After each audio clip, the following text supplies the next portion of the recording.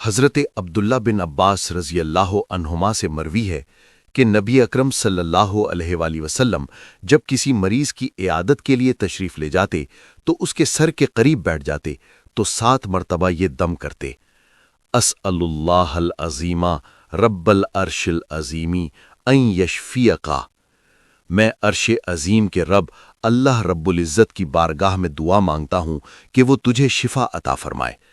اگر اس کی موت کا وقت نہ آیا ہوتا تو اس کو اس تکلیف سے فوراً آرام آ جاتا۔ مستدرک امام حاکم، حدیث نمبر 7487۔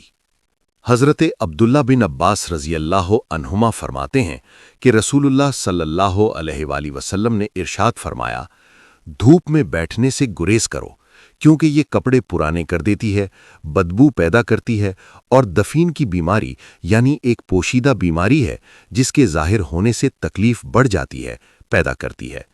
مستدرک امام حاکم، حدیث نمبر 8264۔